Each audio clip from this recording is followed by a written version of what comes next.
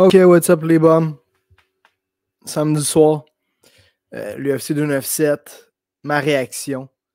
Défaite pour Charles Jourdain, défaite pour Yohan Lennes et défaite pour Marc-André Barriault.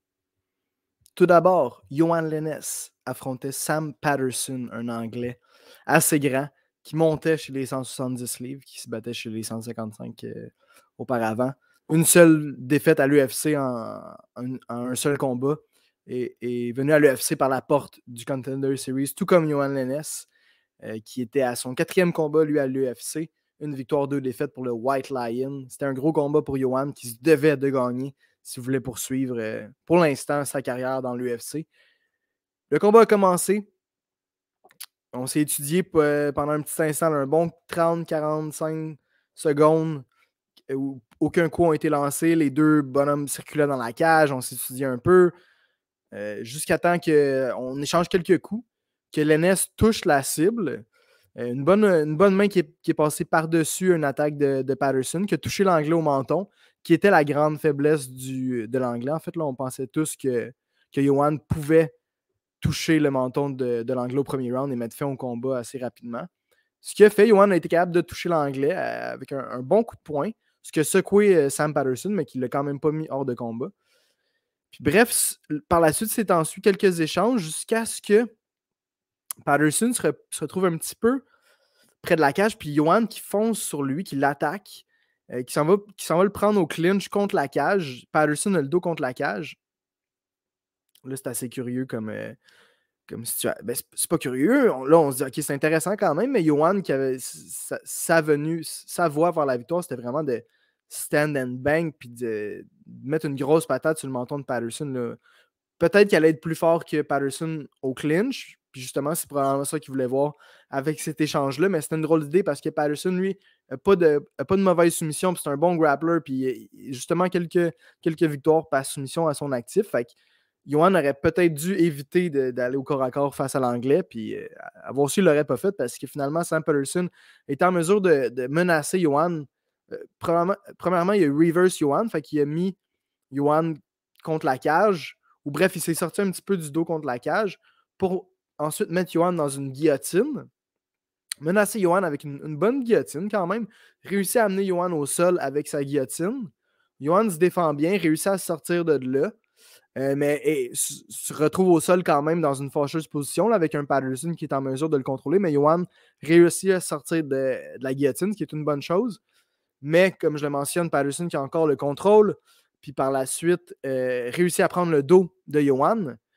Puis l'instant de le dire, là, réussit à prendre le dos, met le body triangle, attaque le cou de Yohan Lennes, puis réussit à passer le bras sous le menton du White Lion, d'aller chercher un rear naked choke avec un bon squeeze, là, beaucoup d'intensité dans la soumission de la part de Patterson.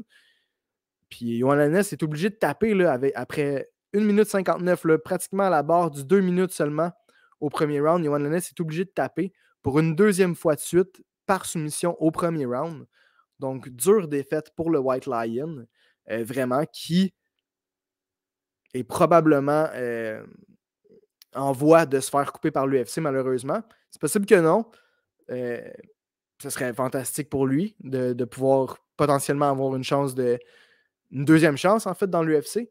Mais, selon toute vraisemblance, là, un contrat, c'est 4 combats.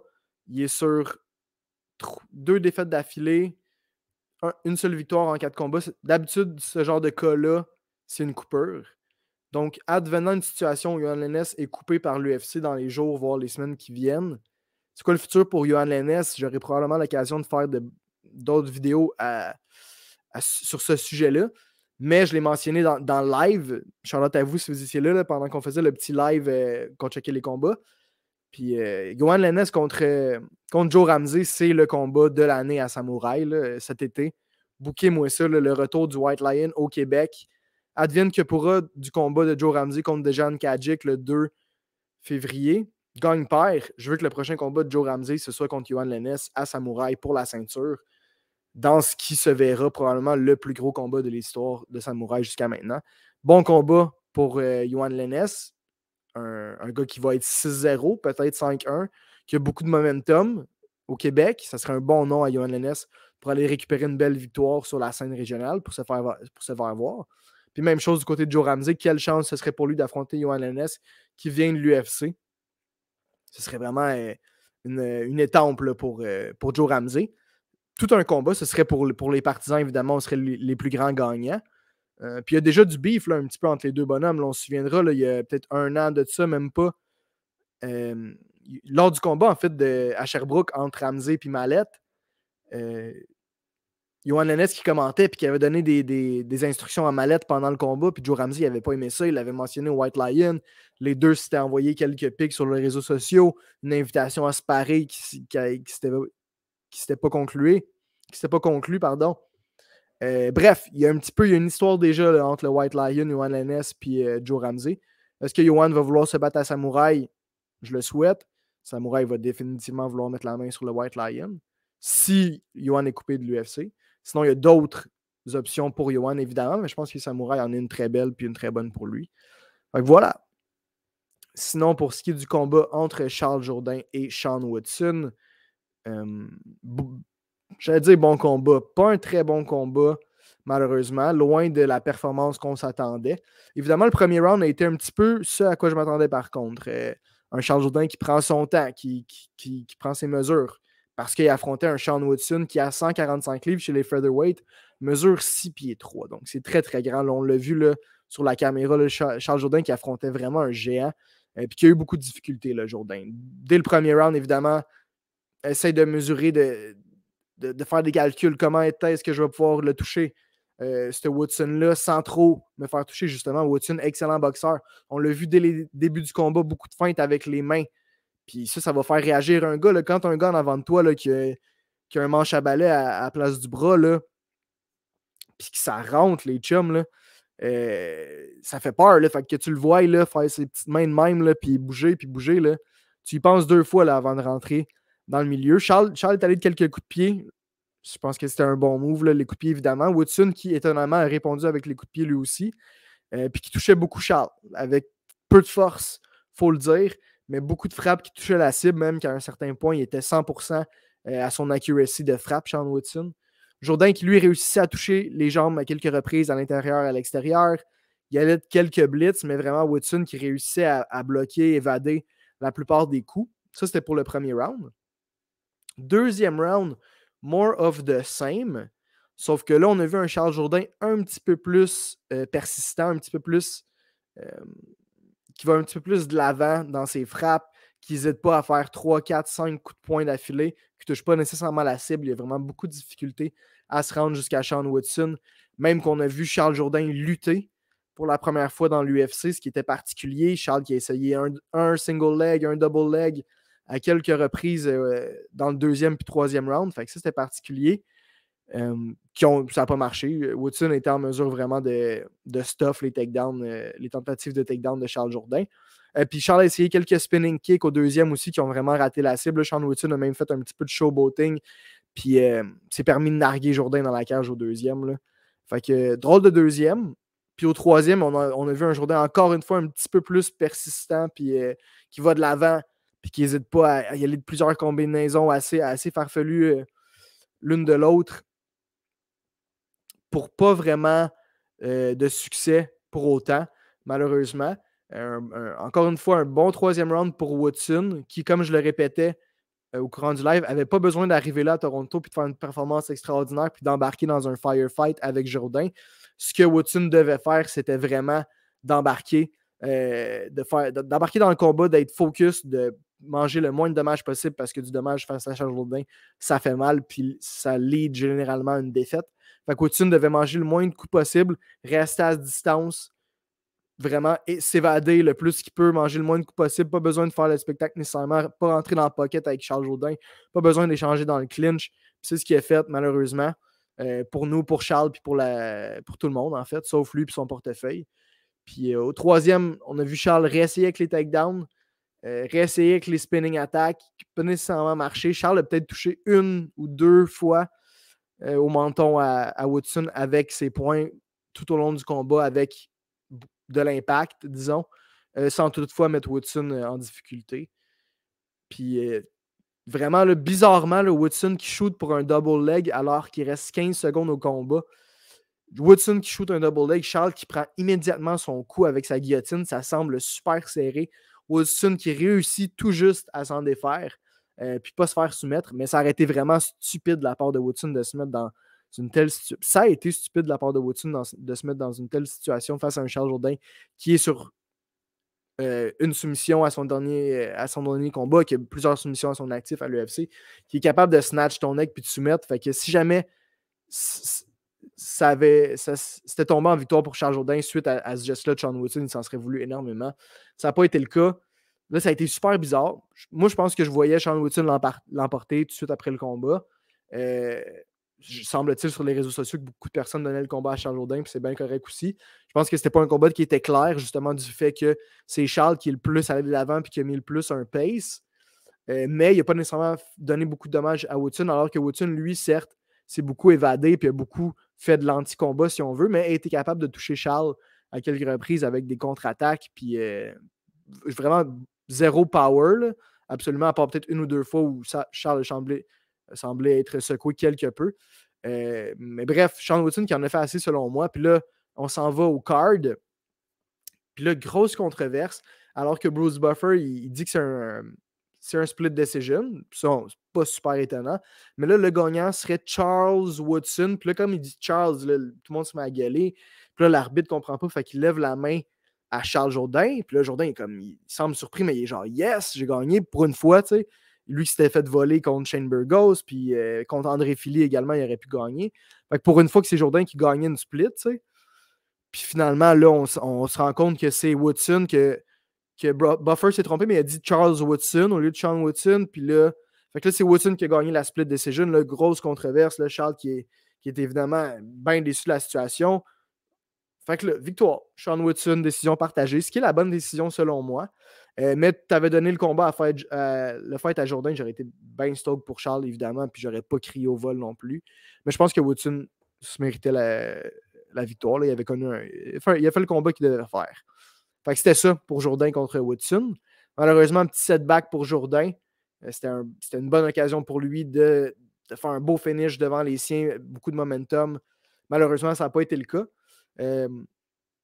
La troisième victoire d'affilée à l'UFC qui n'est toujours pas venue pour Charles Jourdain, malheureusement. Là, toujours à 2 victoires, échappe le troisième. Il y a quand même de beaux combats qui s'offrent à lui. Je pense quand même que tu peux lui donner un Billy Quarantillo qui, justement, revient d'une défaite face à Edson Barbosa. Donc, les deux qui reviennent d'une défaite, je pense que c'est faisable. Tu peux faire Charles Jourdain contre Nate Landwehr, Nate The Train in the UFC, ce serait cool aussi. Fait qu'il y a des bons gars que tu peux donner à Charles, évidemment. Puis c'est pas cette défaite-là qui va faire mal à Charles. Là. D'habitude, il revient tout le temps très fort là, de situations de la sorte. Là. Fait que c'est pas bien grave pour Charles. C'est dommage, évidemment, mais il peut juste aller en montant maintenant. Pour ce qui est de Marc-André Barriault, Powerbar, lui qui affrontait Chris Curtis, celui des 3 Québécois qui avait possiblement le plus grand test ce soir. Alors que je vois Mike Malott qui s'est fait finir dans l'UFC. Ça, c'est dommage. Il va falloir que je check ça. Mais je reviens sur Barriault. Grosse adversité qu'il avait à faire face à avec le chum Chris Curtis. Gagné par TKO au 3e. À la toute fin, il restait 15 secondes. Damn. Fait quoi, Chris Curtis, numéro 13, affrontait Barriault. Belle occasion pour Barriault de rentrer dans le top de l'UFC.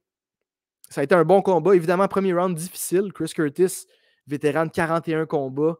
Gros vet, 30 victoires chez les pros. Là. Vraiment un gros step-up pour Barriault. Fait que le premier round a été difficile. Barriault qui a pris son temps, qui a pris ses eyes, attendait de voir un petit peu c'était quoi le Chris Curtis, c'était quoi ce phénomène-là. Même chose pour Curtis qui a pris son temps, qui a étudié un petit peu Barriault. Même qu'à un moment donné, il y a eu un petit peu de showboating de Chris Curtis qui demandait du combat à Barriault parce que Curtis est reconnu comme étant un counter-striker.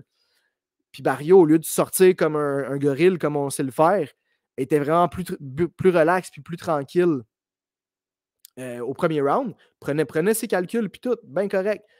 Chris Curtis, ça l'a tapé un petit peu sa patience, mais je pense qu'il a gagné le premier round. Le premier round, je donne à Chris Curtis.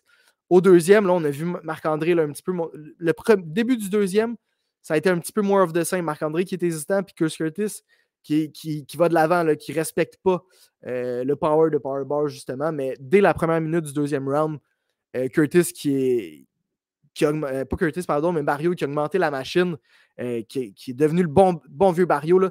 Ce qu'il faisait dans le fond là, au premier puis deuxième, c'est qu'il reculait. Il reculait beaucoup, Barrio. Il reculait contre un Chris Curtis qui lui allait de l'avant. Puis Curtis, il aimait bien ça, tu comprends? Là, il pensait que Barrio, il avait peur puis le moment était trop pour lui, tu comprendras. Mais Barrio est arrivé au milieu du deuxième, commençait à foncer. Même s'il mangeait des coups, il reculait plus. Là. Barrio, il fonçait, il avançait, échangeait coup pour coup avec Curtis. Vraiment un très beau deuxième round de la part de Barrio, ce qui lui a donné le deuxième round selon moi. Donc, on arrivait au troisième à égalité, 1-1. Parti à la machine. Le powerbar qui était en marche là, était sur une belle lancée au deuxième round. Troisième est commencé, même chose. De belles échanges entre les deux. Là. Je pense que les 4 premières minutes du troisième round, là, c'est nez à nez. Là. Ça échange coup pour coup. Il n'y en a pas un qui donne un pouce à l'autre. C'est violent. Ça s'échange de plus en plus des coups dans le clinch. Alors que Chris Curtis essaie vraiment d'éviter le plus possible le clinch. À chaque fois que ça clinch, Curtis essaie de s'en sortir. Mais plus le troisième round avance puis le combat tire à sa fin, plus le clinch est long puis Curtis, il veut y aller. Même que les 15 dernières secondes ont été épiques. Les deux ont fait un Max Holloway moment alors qu'ils ont échangé coup pour coup dans le centre de l'octogone. J'ai vraiment commencé comme ça là, avec Barrio, puis ça a monté. Là, c'était en crescendo pour Barrio. Là, j'étais super fier de lui. Quelle performance il a donné.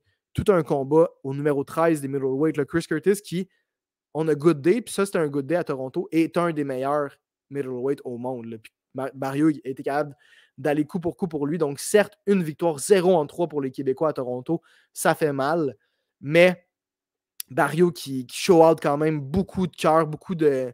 Puis son style est tough, là. Il était capable de mettre le pace sur Chris Curtis. Puis je pense que si Barrio avait gagné ce combat-là, il y a peut-être du monde qui aurait trouvé ça bizarre, mais ça n'aurait pas été un vol, là, loin de là. C'est toute une performance pour Barrio, qui, selon moi, a pu gagner le 2 et 3e round. Mais il y a beaucoup de gens qui le donnent à Chris Curtis aussi, évidemment. C'est ce qui est arrivé. Pour Barrio, oui, c'est une défaite contre le numéro 13, donc ne fera pas son entrée dans le ranking, évidemment.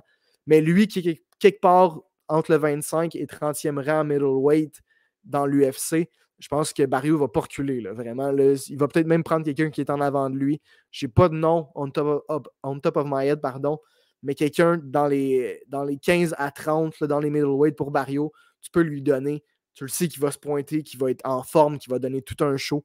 Fait que même s'il n'a pas gagné à soir, là, belle performance de Marc-André Barrio. Je le répète, malheureusement, Yohan Lennes qui s'incline par soumission. Rear naked choke au premier round. Charles Jourdain qui échappe une split decision. Marc-André Barrio échappe une split decision à l'UFC 297. Donc, sur papier, une dure soirée pour nos Québécois, même si Barrio a vraiment été une belle performance. Donc, overall, écoute, les boys vont devoir revenir à la maison, refaire un setback, travailler sur leurs faiblesses, puis revenir en force, man. C'est pas la première fois qu'ils subissent de tels setbacks dans leur carrière, puis ont su remonter dans le passé. Fait que je vois pas pourquoi ils le feraient pas là. Fait que c'était ma réaction à l'UFC 297 au combat des 3 combattants. Puis on se voit, man, la semaine prochaine pour Samouraï MMA 9. Là. On va mettre ça en marche, les chums, ça va brasser au max. Merci d'avoir été là.